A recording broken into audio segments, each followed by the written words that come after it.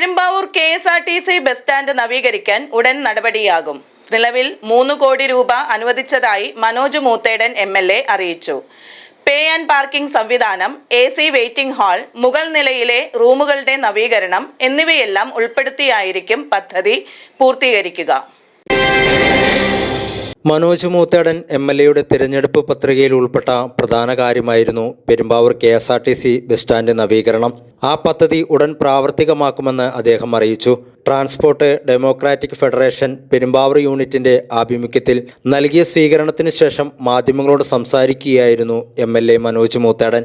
പെരുമ്പാവൂരിലെ KSRTC ജീവനക്കാരുടെ സ്വീകരണത്തിനാണ് വന്നത്. ഒരുപാട് ആവശ്യങ്ങൾ KSRTCയുമായി ബന്ധപ്പെട്ടുണ്ട്. നമ്മുടെ ഈ കെട്ടിടം ഉൾപ്പെടെ ഇവിടെ ഒരുപാട് സ്ഥലങ്ങൾ ഉൾപ്പെടെ നമുക്ക് പുനഃക്രമീകരിക്കേണ്ടതായിട്ടുണ്ട്. വലിയ നല്ല നിലയിലേക്ക് നമുക്ക് ഈ KSRTC ഡിപ്പോയെയും അനുബന്ധ സൗകര്യങ്ങളെയും മാറ്റിയെടുക്കാൻ കഴിയും. അപ്പോൾ അതുമായി ബന്ധപ്പെട്ടുള്ള കാര്യങ്ങളെല്ലാം പ്രിയപ്പെട്ട ജീവനക്കാർ ശ്രദ്ധയിൽപ്പെടുത്തിയിട്ടുണ്ട്.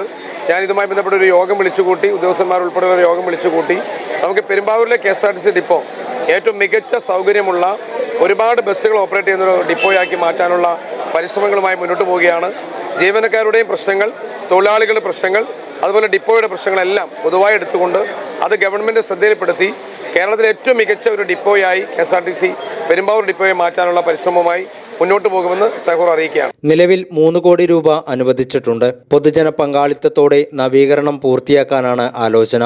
പേ ആൻഡ് പാർക്കിംഗ് സംവിധാനം, AC വെയിറ്റിംഗ് ഹാൾ, മുകൾ നിലയിലെ റൂമുകളുടെ നവീകരണം എന്നിവയെല്ലാം ഇതിൽ ഉൾപ്പെടും. ബിൽഡിങ്ങിന്റെ ചെറിയ ശോചന, ദീർഘകാലമായി പണിത ഒരു ബിൽഡിംഗാണ്. വളരെ സൗകര്യപ്രദമായ രീതിയിലാണ് ഇതിൻ്റെ നിർമ്മാണം നടത്തിയിരിക്കുന്നത്. പക്ഷേ നമുക്കറിയാം, മുകളിലൊക്കെ ചില പ്രശ്നങ്ങളുണ്ട്. ഇത് നിരവധി തവണ ഇവിടെ യാത്രക്കാരുടെ തലയിലേക്കൊക്കെ ഇത് വീഴുന്ന ഒരവസ്ഥയുണ്ട്.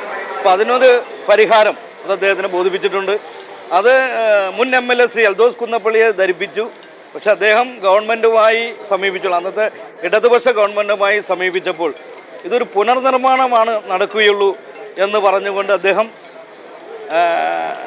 അദ്ദേഹത്തിന് ആ പ്രവർത്തനവുമായി മുന്നോട്ട് പോകാൻ കഴിയില്ല. ഇവിടെ കണ്ടക്ടർമാരുടെ കുറവ് ഭയങ്കര കുറവാണ്.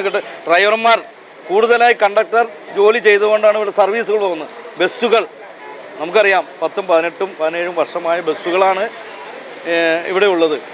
അത് കഴിഞ്ഞ ഗവൺമെൻറ് ഇങ്ങനെ ഓരോ വർഷം നീട്ടി എൻ്റെ CF കൊടുത്തുകൊണ്ടാണ് ഇത് ഓടുന്നത്.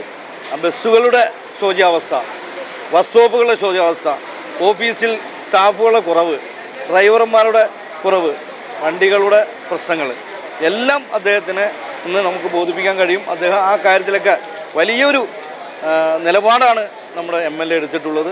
ആ നിലപാട് നമ്മുടെ വകുപ്പ് മന്ത്രിയെയും നമ്മുടെ മിനിസ്റ്ററെയും മുഖ്യമന്ത്രിയെയും അറിയിക്കും എന്ന് അദ്ദേഹം പറഞ്ഞിട്ടുണ്ട്. അപ്പോൾ അദ്ദേഹം ഞങ്ങൾക്ക് വേണ്ടി എന്തും ചെയ്യാൻ സന്നദ്ധമായാണ് അദ്ദേഹം വന്നിട്ടുള്ളത്. News desk, media city, Perumbavoor.